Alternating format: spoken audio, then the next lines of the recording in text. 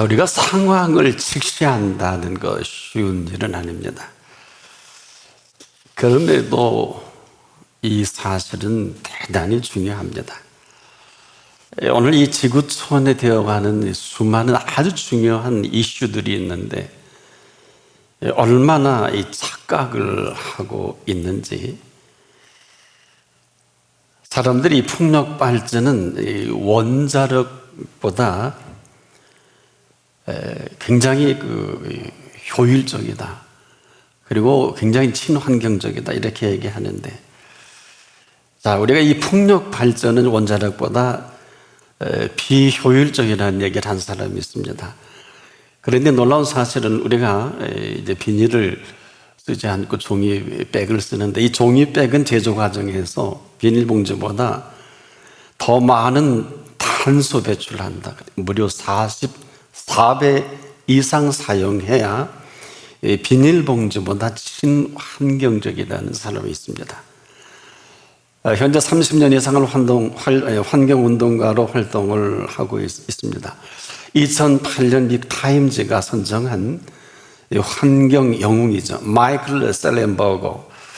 그가 쓴 책이 있어요. 지구를 위한다는 이 착각. 여기서 이 친환경 에너지로 조금도 주목받지요. 태양광과 풍력발전소.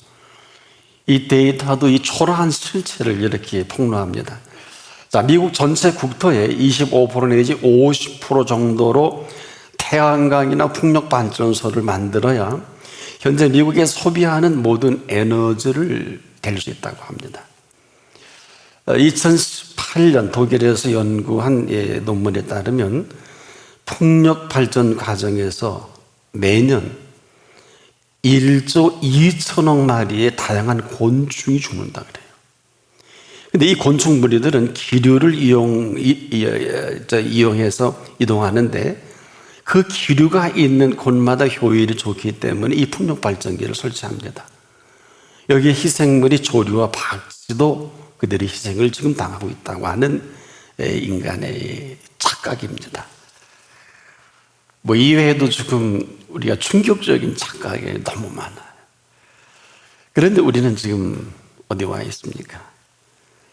우리가 보는 이 살아가는 상황, 크게 틀리진 않지만 맞지는 않습니다. 왜냐? 우리를 지금도 보시는 상황이 있거든요. 우리가 보는 이 상황은 우리가 상식으로 보는 상황, 그 이상 이하도 아니지만, 저나 여러분이 보시는 이 상황은 그렇지가 않습니다. 한 번은 해질녘에 예수께서 제자들을 태워 보내신 일이 있죠. 해질녘인데 무려 밤새 풍랑과 사투를 벌입니다. 이 사실을 아시고 예수님께서 그 밤 사경, 3시부터 6시를 사경이라고 하죠. 물 위를 걸어서 그들을 찾아주십니다. 자, 풍랑을 만난 것도 사실이잖아요. 그렇지만 그 가운데 물 위를 걸어서 간 것도 사실입니다. 자, 우리가 보는 상황도 맞지만은 지금 이 상황을 예수님도 보고 계십니다.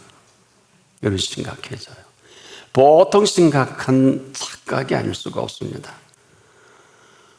우리가 보고 우리가 느끼고 우리 나름대로의 이야기하는 것도 우리가 보는 상황이지만은 그렇지 않은 상황도 함께 펼쳐진다는 것입니다. 바로 오늘 이렇게 참으로 우리가 보고 느끼고 하는 이 모든 것도 맞지만은, 만약에 이 상황을 보시는 이분이 살아계신 이 사실로 본다면, 자, 풍랑을 만난 것도 사실이거든요. 근데 풍랑 가운데 그 사이를 걸어가는 분도 계신 사실입니다. 자, 모든 사실이 그렇습니다만은 항상 그 사실과 사실 아닌 사실이 항상 공존을 하죠. 아마 그 사이를 오늘 우리가 살고 있다. 이것은 지나친 얘기가 아니죠. 그런데 물에 빠져 죽을 수밖에 없는 상황도 맞지만 그 가운데 살아계신, 또 얼마든지 살려내시는 상황도 맞습니다. 보세요. 배가 파서는 지경까지 가는 것도 맞지만 아직 파선하지 아니한 것도 맞잖아요. 이 얘기는 무슨 얘기냐? 아직 죽지 않았으면 죽은 것이 아닙니다. 아직 망한 것이 아니면 망한 게 아닙니다. 아직 끝나지 않았으면 아직 끝난 게 아닙니다. 현실에 얼마든지 우리가 그렇게 평가할 수 있지만은 또 하나의 이 사실은 그렇지가 않은 거예요. 왜 그럴까? 저와 여러분이 누굽니까? 하나님의 자녀입니다. 이건 다른 얘기입니다. 이 사이에 하나님의 자녀가 이건 놀라운 일이에요. 삶의 갑 중에 갑입니다. 아니, 삶의 갑 중에 갑으로 여겨주신 사실입니다. 우리의 컨셉은 아니에요. 그렇다고 우리에게 갑질을 하라는 것은 아닙니다.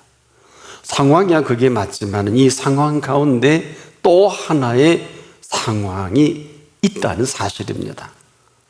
그렇다면 상황에 빠질 일이냐 그렇지 않느냐 내가 결정합니다. 하나님의 자녀로 살아가느냐 그렇지 않느냐 그도 내가 결정합니다. 그러나 우리 눈에 이 모든 실상을 정확히 보기에는 쉽지는 않을 것입니다. 그럼에도 이 모든 삶을 주도해가는 실세가 있어요. 그리고 그 실세가 우리의 아버지 하나님이시고 우리를 자녀 삼아 주셨다면 우리가 삶의 현장에서 항상 잊지 말아야 할 사실이 있어요. 당당하십시오. 이 상황에 주눅들지 않기를 바랍니다. 내가 지금 어려운 상황에 처해 있는 것도 사실이지만 그 상황 속에 헤매이지만 않는다면 그 상황을 주도해 가시는 분이 계시다는 사실입니다. 우리에게 주어진 실세가 있어요. 당당하십시오. 그렇다고 우리가 무슨 일에 나댄다든지 갑질을 하라는 것이 아니라 분명한 우리가 살면서도 그 값에 필요한 것들을 우리가 분명하게 지불을 했다면 반드시 살아가면서 지혜가 그 값에 대한 당연한 권리입니다. 가령 우리가 비싼 음식점을 갈 때 아주 비싼 돈을 지불하게 되지 않겠습니까? 이 값 속에는 일반 음식점과 달리 그 비싼 음식에 대한 값과 플러스 봉사료가 항상 함께 지불이 되는 것입니다. 그래서 우리가 이 비싼 음식에 대한 음식을 우리가 먹을 때 분명한 정당한 요구를 하는 것은 상당히 중요합니다. 조심할 것은 갑질을 하라는 게 아닙니다. 내가 지불한 그 값만큼 당당한 요구는 반드시 필요한 것인데, 자, 이 얘기가 음식에서만 국한될까요? 지금 제가 음식 얘기를 하는 게 아닙니다. 저나 여러분이 누구냐 말이에요. 이 사실만큼 분명한 사실이 어디 있어요? 하나님의 자녀가 맞습니까? 그렇다면 이건 다른 얘기입니다.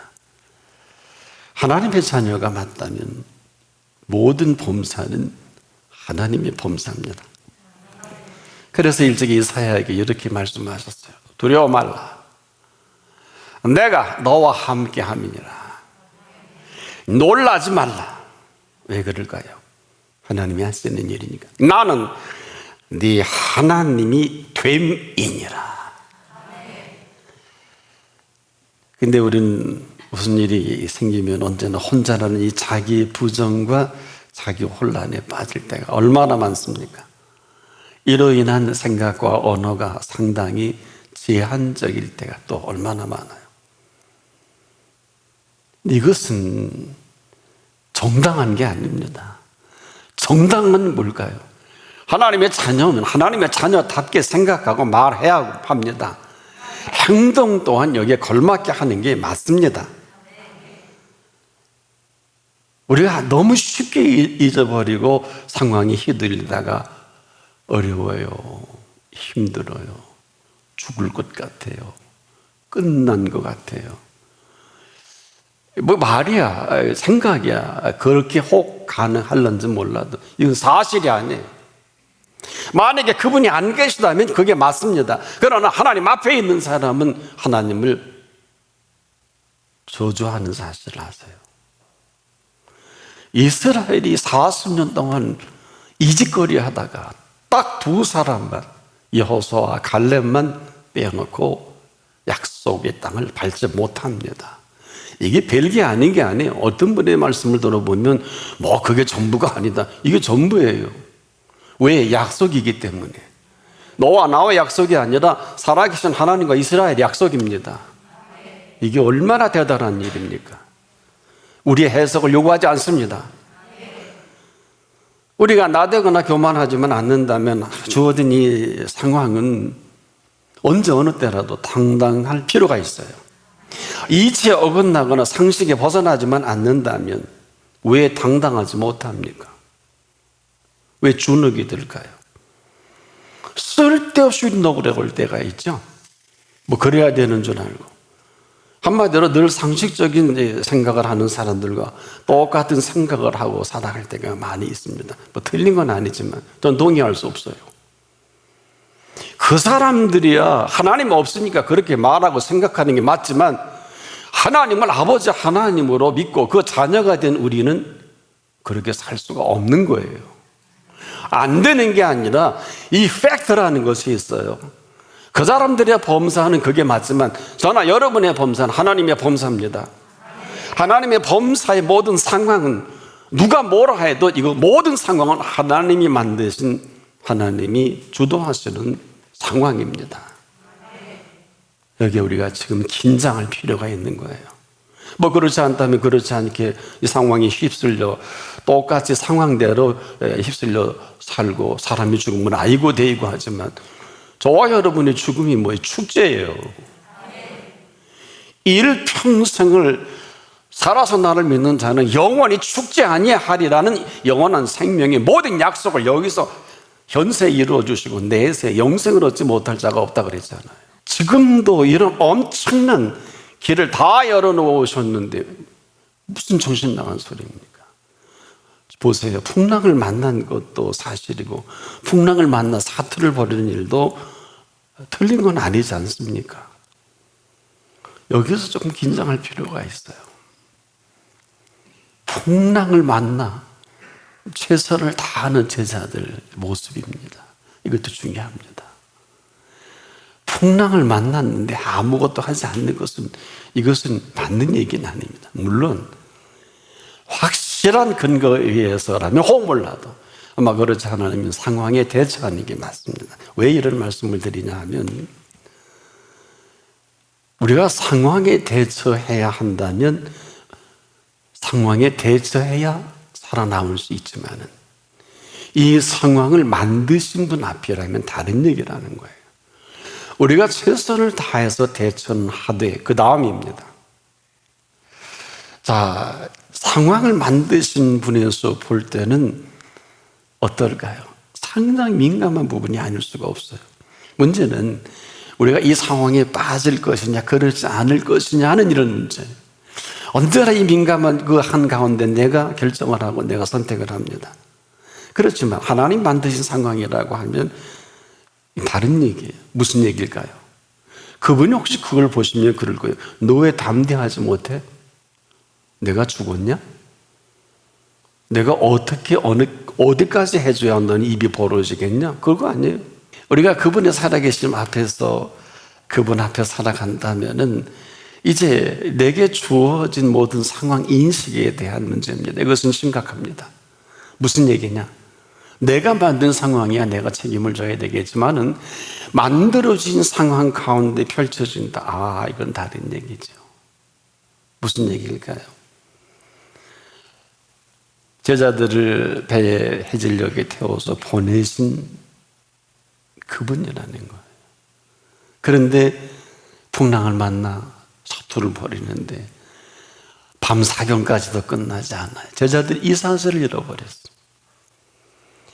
아마 제자들이야 풍랑과 사투를 벌이지만 예수님은 기도하시면서 한순간도 잊지 못하시고 기도하시며 이 상황을 요즘 뭐 5D, 뭐 3D 합니다만은 아마 그림처럼 보고 계시지 않았을까. 뭐 여러분 무슨 이상한 얘기 하는 게 아니에요. 하나님의 전능하심이잖아요. 뭐 그렇게 어려워요. 그렇게 어려운 게 아니에요. 왜? 알고 사경에 물 위를 얼마나 급하면 아마 그때 베드로의 고민이 있었을 거예요. 다른 사람은 몰라도 이 사실을 성경 가운데 발견하게 되거든요. 자, 도대체 이 베드로의 고민은 아마 그 사투를 벌이면서도 분명히 우리를 태워 보내신 시작이신데 우리가 이렇게 죽는다. 그리고 고민할 점 아니겠느냐.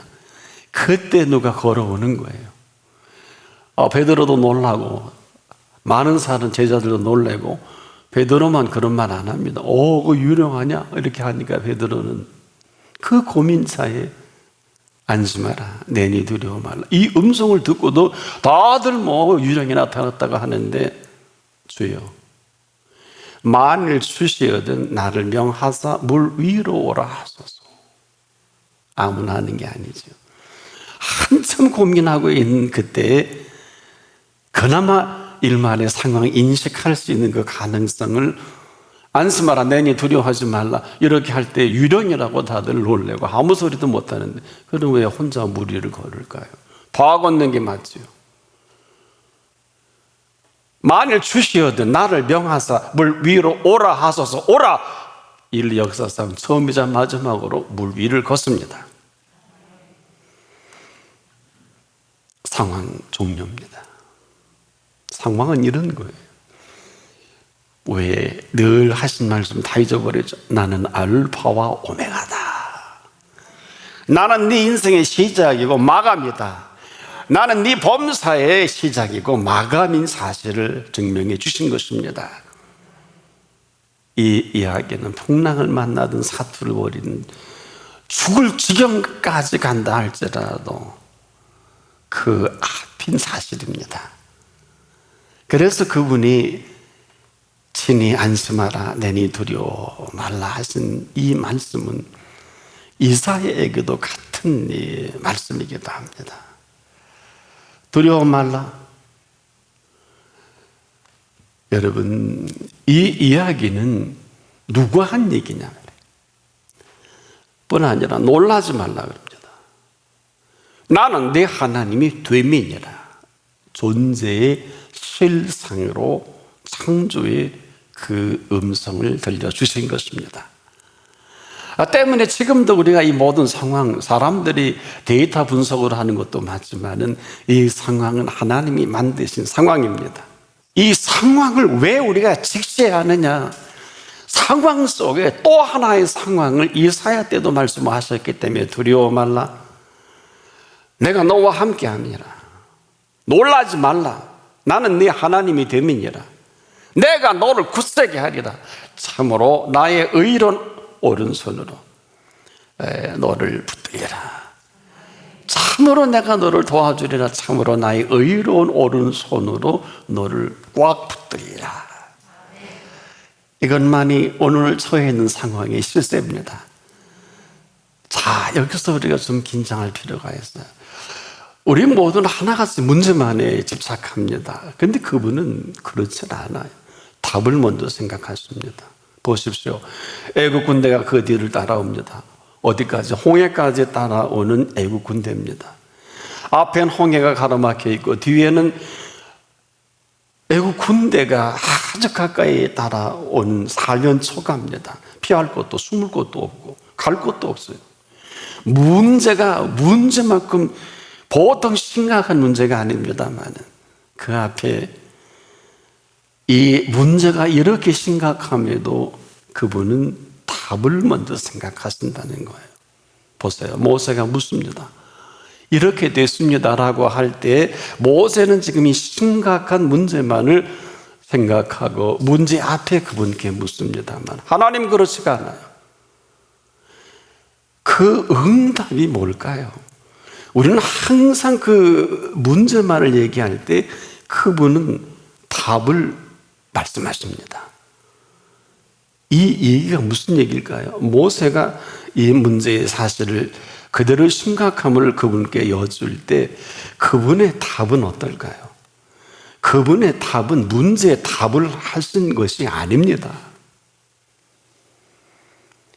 그분은 모세가 문제에 대한 답을 주신 게 아니라 그분은 답을 먼저 생각하신 그 생각은 어떤 답일까요?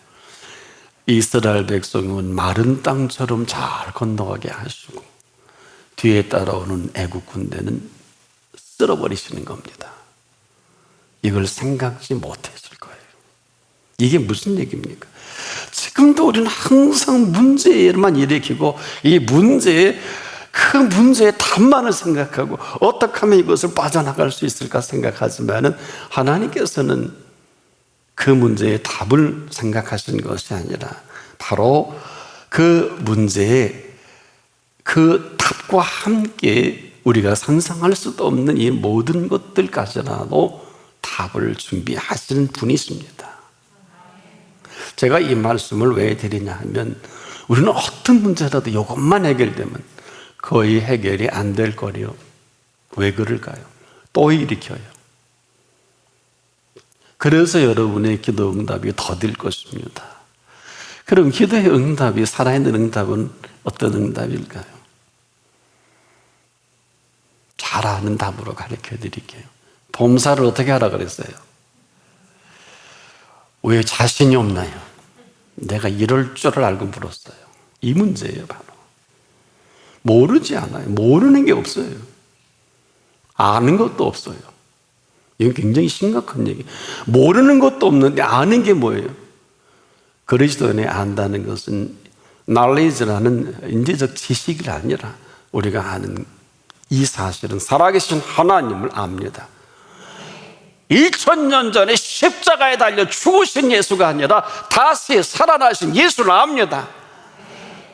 그분이 보혜사 성령의 약속도 압니다. 이건 다른 얘기예요. 담대하세요.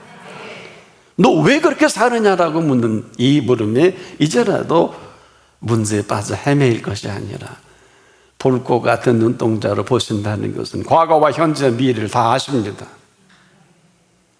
그래서 범사를 어떻게 내가 표현하느냐. 말로야 감사하는 거 알지만은 참으로 범사가 감사하다면 이 모든 범사는 흥하든 망하든 성하든 쇠하든 끝난 것처럼 보여도 아직 끝이 나지 않았다면 끝난 게 아니에요. 망한 것처럼 보여도 망하지 않았으면 망한 것이 아닙니다. 병이 들어도 아직 죽지 않았으면 이것은 죽은 것이 아닙니다. 왜? 이제라도 알파가 되시고 오메가가 되십니다. 모든 문제가 그렇듯이 이 모든 문제 속에는 항상 그 답이 있는데 이 답을 가지고 계신 분은 이 문제를 통해서 가장 아름다운 탁월한 삶의 인도를 준비하신 분이십니다. 얼마나 고마운가. 우리가 이 모든 문제와 문제 속에 이 문제가 문제되지 않는 분이 계시다는 게 얼마나 고마운 일이에요. 귀 있는 자는 들을 수 있기를 바랍니다. 상황을 직시하십시오. 직시하라는 사전적 용법은 우리가 상황을 정신 차려서 잘 정확히 살펴라 이런 뜻입니다. 그리스도인에게 정신을 차린다는 게 무슨 정신이에요? 영과 혼과 몸으로 지어지신 저와 여러분의 상황은 하나님의 상황 속에 현실을 믿는 믿음 안에 직시하라는 것입니다. 믿음이 하나만 있어도 그렇게 우리는 멍청한데 기뻐하신다 그랬잖아요. 지금이라도 그가 계신 사실입니다. 그가 자기를 찾는 사실입니다. 사실을 사실대로 믿어야 믿음입니다. 오늘의 이만큼 오늘 이 자리는 천지가 개벽할 자리입니다. 이제 이 답을 갖고 계신 그분의 인도가 있기를 축복합니다.